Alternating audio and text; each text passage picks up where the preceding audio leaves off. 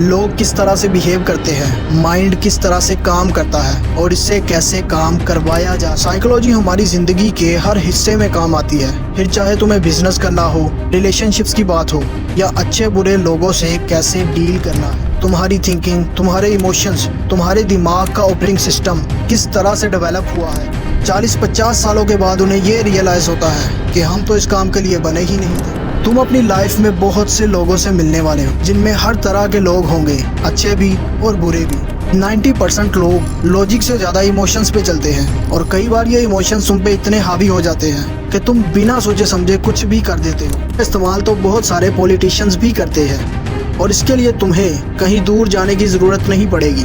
हमारे खुद के मुल्क में इसकी बहुत सी एग्जाम्पल्स हर रोज़ देखने को मिल जाती है। दुनिया की सबसे पावरफुल चीज़ जो हर इंसान के पास है और तुम्हारे पास भी, वो है ह्यूमन माइंड। ये इतना पावरफुल है कि अगर तुम ये जान जाओ कि ये काम कैसे करता है तो ये तुम्हें कहीं का कहीं ले जा सकता है। लोग किस तरह से बिहेव करते हैं, माइंड किस तरह से काम करता है और इससे कैसे काम करवाया जा सकता है, इस सब को जानना ही साइकोलॉजी है। लेकिन प्रॉब्लम ये है कि 90% लोगों को तो ये लगता है कि साइकोलॉजी तो सिर्फ एक ऐसा सब्जेक्ट है जो सिर्फ वही लोग पढ़ते हैं जिन्हें या तो साइकोलॉजिस्ट बनना होता है या फिर जिन्हें दूसरों की दिमागी बीमारियों का इलाज करना होता है। लेकिन ऐसा बिल्कुल भी नहीं है।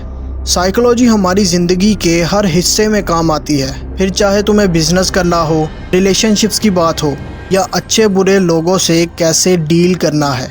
इवन बहुत सारी कंपनीज इसी ह्यूमन साइकोलॉजी का इस्तेमाल तुम पे करती हैं ताकि तुम्हारे डिसीजंस को मैनिपुलेट कर सकें। तुम क्या पहनोगे, क्या खाओगे, क्या खरीदोगे, क्या तुम्हें लगता है कि ये सब हमेशा से तुम खुद डिसाइड करते हो? तो भाई, वो भी यही चाहते हैं कि तुम्हें लगे कि ये सब तुम्हारा खुद का ही डिसीजन होता है, क्योंकि हम इंसान लोगों का दिमाग ना एक ख़ास तरह से काम करता है और वो ये बात अच्छे से जानते हैं। अब ज़रा सोचो, अगर तुम ये जान लेते हो तुम्हारी थिंकिंग, तुम्हारे इमोशंस, तुम्हारे दिमाग का ऑपरेटिंग सिस्टम किस तरह से डेवलप हुआ है, तो ये चीज़ तुम्हें एक अलग ही लेवल का इंसान बना सकती है। एक ऐसा इंसान जो इस दुनिया के बनाए हुए सिस्टम के मुताबिक नहीं चलता, बल्कि अपनी थिंकिंग को खुद से डेवलप करता और अपने खुद के बनाए हुए सिस्टम के मुताबिक ही चलता है, जिसे बेवकूफ़ बनाना इतना आसान नहीं होता। जो ना सिर्फ खुद को बदलता है बल्कि खुद के लिए इस दुनिया का और दुनिया के लोगों का नज़रिया ही बदल देता है। अब सवाल ये आता है कि साइकोलॉजी में हमें सीखना क्या चाहिए। तो 5 ऐसे पॉइंट्स या बेनिफिट्स जो बताएंगे the importance of psychology in your life. और एट द एंड मैं तुम्हें यह भी बताऊंगा कि कहाँ से तुम ये सब बहुत ही आसानी से सीख पाओगे। तो नंबर 1 है to know your real self. तुम्हें जो थॉट्स आते हैं, तुम्हारा चीज़ों और सिचुएशंस को देखने का नज़रिया, तुम्हारा थिंकिंग और बिहेवियर पैटर्न, ये किस तरह से बना है। अगर तुम ये जान लो तुम्हारी स्ट्रेंथ क्या है, तुम्हारी वीकनेस क्या है, ये सब जानना तुम्हें तुम्हारी लाइफ की बहुत सी प्रॉब्लम से बचा सकता है। कैसे? इसे एक एग्जाम्पल से बताता हूँ। हो सकता है तुम्हारे आसपास या तुम्हारी ही जान पहचान में कोई ऐसा इंसान हो जो एक एवरेज सा इंसान है। वो कोई छोटा सा काम शुरू करता है और कुछ ही टाइम के बाद वो उस काम में बहुत बड़ी सक्सेस अचीव कर लेता है। तब तुम्हारे दिमाग में ये आइडिया आता है कि इस काम की तो बहुत डिमांड है और तुम भी वही काम शुरू करते हो। तुम दिन रात गधों की तरह उस काम को करते हो, लेकिन तुम्हें उस काम में सक्सेस नहीं मिलती। और कुछ लोग तो इसी तरह अपनी पूरी ज़िंदगी गुजार देते हैं। 40-50 सालों के बाद उन्हें ये रियलाइज़ होता है कि हम तो इस काम के लिए बने ही नहीं थे। हमारी स्ट्रेंथ, हमारी खासियत तो किसी और काम में थी, हमें तो वो काम करना चाहिए था। आई होप कि अब तुम जान गए होगे खुद को या खुद के बारे में जानना कितना ज़रूरी है। Number 2, to deal with others. तुम अपनी लाइफ में बहुत से लोगों से मिलने वाले हो, जिनमें हर तरह के लोग होंगे, अच्छे भी और बुरे भी। ज़्यादातर लोग तो ऐसे मिलते हैं जो तुम्हें नीचे गिराने की कोशिश करते हैं या फिर तुम्हें आगे बढ़ने से रोकते हैं। बज़ाहिर तुम्हारे सामने वो तुमसे बहुत अच्छे से बात करते हैं, फिर तुम्हें ये कैसे पता लगेगा कि कौन अच्छा है और कौन तुम्हारे लिए बुरा। तुम्हें इन सब के साथ कैसे डील करना है, इनसे कैसे बात करनी है, इसके लिए तुम्हें कम्युनिकेशन स्किल्स और दूसरों के बिहेवियर को समझना आना चाहिए। तभी तुम जान पाओगे लोगों के असली चेहरे को। अब तुम मुझे एक बात बताओ, अगर तुम्हें कभी लोगों की भीड़ में कुछ बोलना पड़ जाए तो तुम्हें लगता है कि तुम उन सब में खड़े होकर कुछ बोल भी पाओगे? क्योंकि इसके लिए तुम्हारा खुद पे यकीन, सेल्फ कॉन्फिडेंस होना बहुत ज़रूरी है, ताकि सामने चाहे कितने भी लोग हों तुम उनकी आंखों में आंखें डाल के बात कर सको। और ये सब खेल है ह्यूमन साइकोलॉजी का। नंबर 3 जो बहुत इम्पोर्टेंट है वो है इमोशनल इंटेलिजेंस। 90% लोग लॉजिक से ज़्यादा इमोशंस पे चलते हैं और कई बार ये इमोशंस तुम पे इतने हावी हो जाते हैं कि तुम बिना सोचे समझे कुछ भी कर देते हो जो एक्चुअल में तुम करना ही नहीं चाहते थे। फॉर एग्ज़ाम्पल, तुम्हें किसी चीज़ का बिजनेस करना है। अब लॉजिक तो यहाँ पे ये कहता है कि तुम्हें इसमें इन्वेस्ट करना ही क्यों चाहिए, जैसे कि इसका प्रॉफिट, लॉस, डिमांड और रिस्क, तुम इन सब को कैलकुलेट करोगे। वहीं अगर तुम इन्वेस्टमेंट सिर्फ इसलिए करते हो कि जिस चीज़ का बिजनेस करना है वो चीज़ तुम्हें बहुत पसंद है, तुम्हें बहुत ही कूल लगती है और तुम्हें लगता है कि ये तो सबको पसंद आएगी, सिर्फ इसलिए कि ये तुम्हें पसंद है। नहीं समझे? तुम्हें एक और एग्जांपल देता हूँ। तुम्हारे सामने 2 तरह के खाने पड़े हैं, एक हेल्दी जिसमें fruits, vegetable, fruit juice etcetera, और दूसरी तरफ पिज़्ज़ा, बर्गर, फ्राइड चिकन और कोल्ड ड्रिंक। अब लॉजिक तो ये कहेगा कि तुम्हें अपनी हेल्थ पे फोकस करना चाहिए, खुद को मेंटली और फिजिकली एक्टिव रखना है, और दूसरी तरफ तुम्हारे इमोशंस तुम पे हावी होंगे और तुम खुद को पिज़्ज़ा या बर्गर खाने से रोक ही नहीं पाओगे, जबकि तुम ये जानते हो कि ये सब तुम्हारी हेल्थ की पूरी तरह से बैंड बजाने वाले हैं। और ऐसा नहीं कि हमेशा लॉजिकल थिंकिंग ही काम आती है, बल्कि कुछ सिचुएशंस में इमोशनल थिंकिंग भी बड़े काम आती है, और ये इमोशंस बहुत ही ज़्यादा पावरफुल होते हैं। बस तुम्हें यह समझना है कि तुम्हें कब और कहाँ इमोशनल थिंकिंग से काम लेना है। Number 4, understand the hidden side of this world.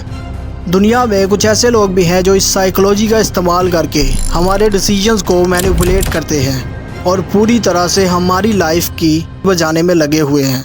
तुम्हें लगता है कि जिस तरह से तुम सोशल मीडिया, रील्स वगैरह पे स्क्रॉल करते हो, इसी तरह से इसको बनाने वाले भी इसका इस्तेमाल करते होंगे?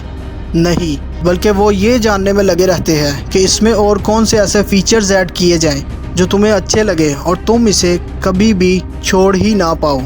और यही नहीं, ये लोग हम ह्यूमंस की साइकोलॉजी को जानने के लिए बहुत सा पैसा भी खर्च करते हैं, प्रोफेशनल्स को हायर करते हैं ताकि ये जान सके कौन सी चीज़ तुम्हारे ब्रेन को ट्रिगर करेगी किसी चीज़ की एडिक्शन बनाने के लिए। वरना तुम खुद सोचो, तुम्हारी मोबाइल स्क्रीन पे एक नोटिफिकेशन आता है और तुम सिर्फ उस एक रील को देखने के लिए जाते हो, और कब 1 से 2 घंटे गुजर जाते हैं, तुम्हें खुद भी पता नहीं लगता। अच्छा चलो छोड़ो, ये बताओ, रिसेप्शनिस्ट की जॉब के लिए हमेशा फीमेल्स को ही क्यों हायर किया जाता है? चलो इसे भी छोड़ो, ये बताओ, किसी प्रोडक्ट के ऐड को हमेशा सेलिब्रिटीज से ही क्यों करवाया जाता है, जबकि इन्हें तो पैसों की एक बड़ी अमाउंट देनी पड़ती है, और तुम्हें लगता है कि वो खुद भी इस प्रोडक्ट का इस्तेमाल करते होंगे जिसका वो ऐड करते हैं। अभी कुछ टाइम पहले बिल गेट्स इंडिया गया था, वहाँ पे इसने एक ठेले पे जाके चाय पी। क्या लगता है कि वहाँ पे चाय नहीं मिलती थी जहाँ इसने स्टे किया था, या फिर चाय महंगी होने की वजह से बेचारे को ठेले पे जाके चाय पीनी पड़ी? इसी को कहते हैं साइकोलॉजी का इस्तेमाल करके खुद को एडवर्टाइज़ करना।